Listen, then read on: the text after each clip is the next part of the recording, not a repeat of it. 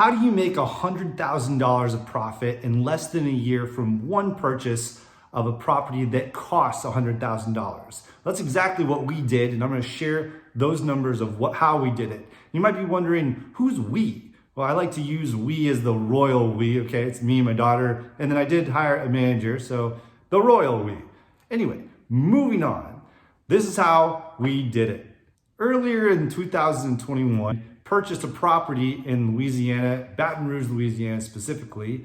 This is a video that we did on that you can click on right here, and it shows the process of us purchasing that property and turning it into an Airbnb, a short-term rental. So how exactly did we profit $100,000 off this property? It's not like it's a Taj Mahal or anything like that, but it is, we did make it look nice. The video shows that we made $2,000 a month average on that property.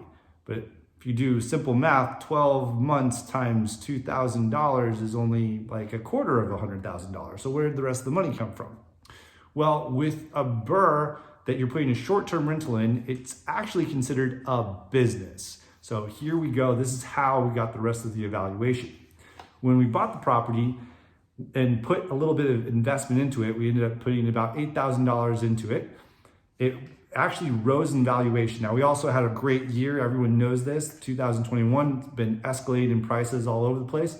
And it actually escalated in price without us having a business in there. But additionally, with the business in there, it was a higher valuation. So a lot of people don't realize that if you have a short-term rental in a BRRRR, it is now considered a business, especially if you're offering amenities like we offer, childcare and different things like this, that we arbitrage it and we go through other companies that provide it, but those are things that we still provide and we take a cut of the middle.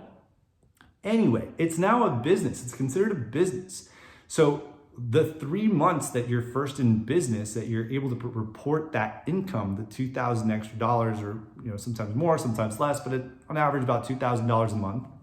When you report that, you're now, after 3 months, able to reevaluate, have another assessment, do another appraisal. That's the word. There it is. Oh my gosh.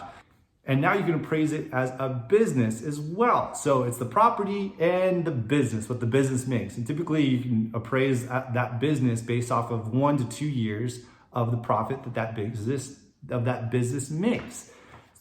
In this situation, $2,000 a month. So that ends up being $24,000 to $48,000. In our case, it was half between that, so it was $36,000.